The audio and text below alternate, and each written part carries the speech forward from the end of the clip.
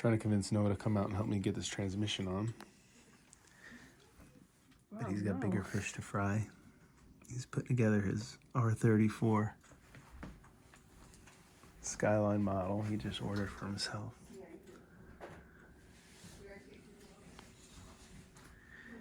He's doing pretty good for his first model all by himself. You know, we got the red racing seats going.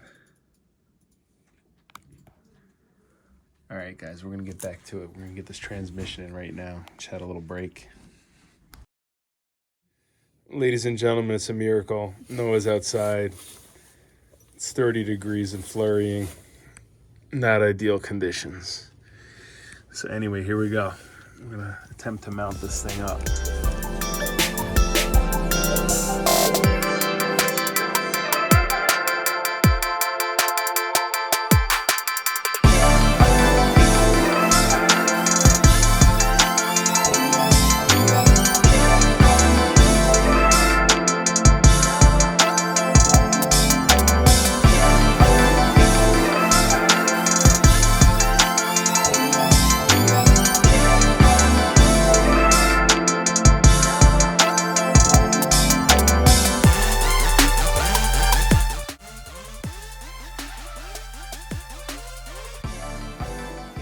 All right, looks like we ran into a slight snag. We have a sleeve right here that was attached to the block. And then we also have one that didn't come out that's in the transmission.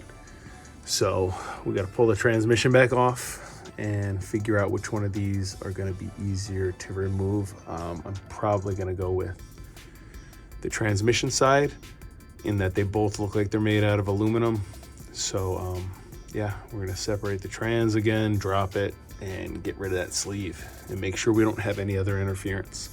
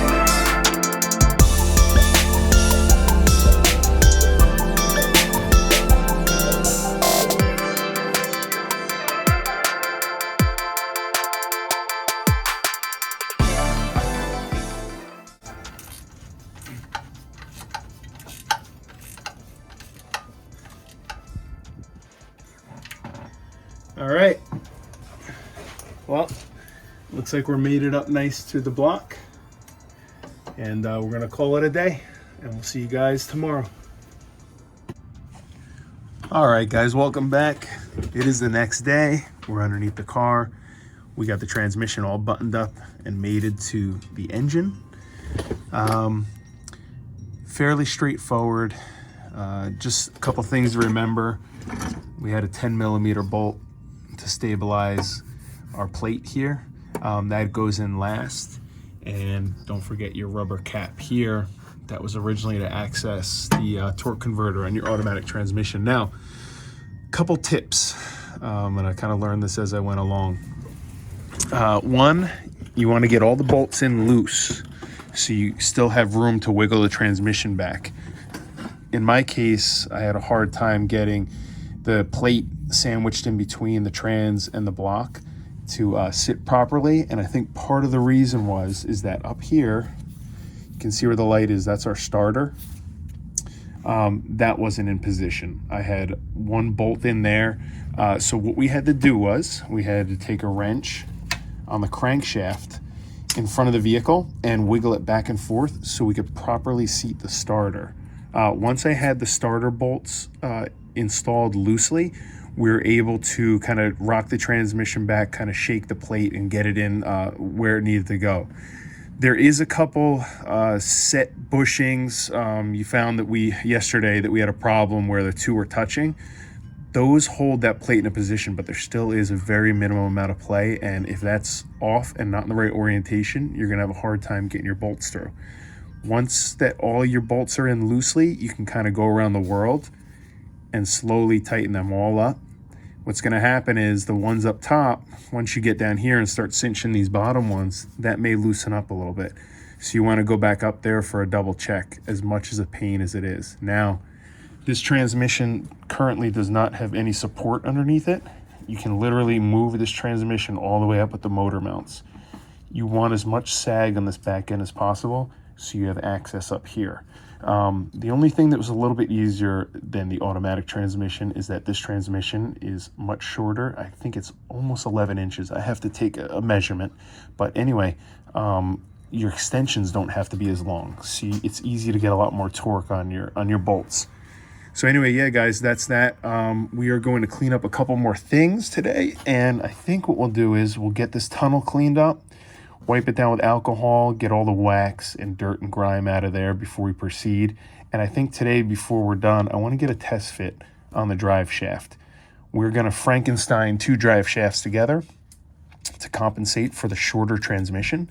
And we're going to see if we have the right length from here to our rear end back there.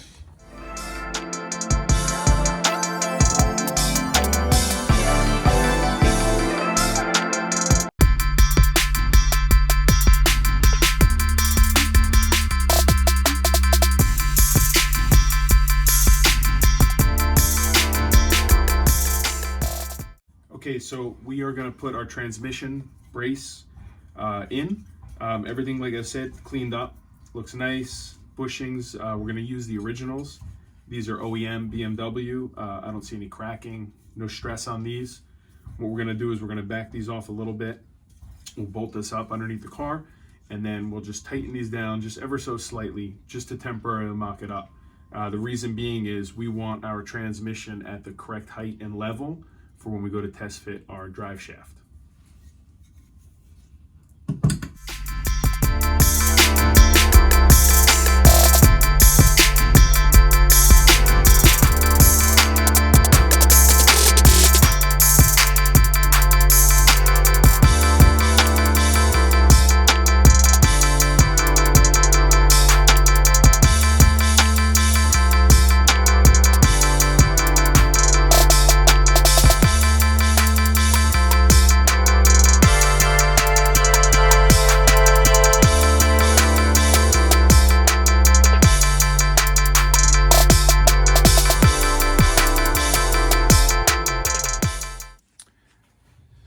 All right, so this is the drive shaft out of the Z3, which I got with the swap package.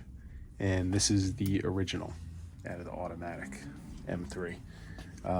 So you can see that there is a big difference between the rear and then the rear of the Z3. It's a shorter chassis, but you're still gonna have to do this swap even if these components came out of another E36, let's say a 325i, for example. And the reason being is because the 5-speed transmission is shorter than the automatic. So if we move up to the front portion, you can see the difference in length here from the 5-speed front shaft and the automatic front shaft. So what we're gonna do is we're gonna take this guy off and throw him onto here. So we're gonna do a Frankenstein. We're gonna combine these two components. So from the factory, these drive shafts are 2-piece and they have a carrier bearing in the middle. They are weighted. You can see a small weight mark here and a small weight mark here. This is to line up for the spline orientation. So this drive shaft from the factory is perfectly balanced, and they have a series of weights throughout. You have one here, and then there's another one in this back side here. Same thing with this. can barely see it, but you got a little white dot here and a white dot here, indicating that this is the orientation, this drive shaft is balanced. I'm gonna go ahead and do my best guess. Now, when I put this together and I get on the road and I sense vibration, I'm not gonna play around with it. I'm gonna bring it to a driveline shop and we'll start from scratch and we'll get this completely rebalanced. But for today's purposes, we are just going to throw this guy on the front here and just make sure that our length is correct. We'll pull this back out. We'll have to refinish this drive shaft, re-lubricate everything, and ensure that this center carrier bearing is in good shape. So let's get underneath the car and check it out. We got the transmission brace mocked up, and we also have the drive shaft installed. Happy to report that it is the correct size. Everything is going to work out just fine. We just have to deal with that balancing issue. So guys, this is going to be it for this weekend.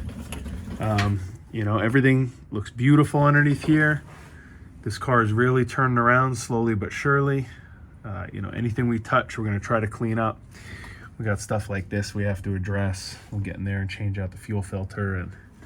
And yeah, we're slowly buttoning this thing up. I got some more parts coming in next weekend. Before next weekend, we'll get them installed next weekend, and we'll try to take this guy for a test drive and see how she goes. All right, guys, that's going to do it for this weekend. I really appreciate you guys hanging out with me. We're gaining subscribers slowly but surely. I really appreciate the support. Please remember to like the video and comment below. Every comment and like helps us. And yeah, we'll see you guys soon. Stick with us. We'll get this M3 on the road in no time.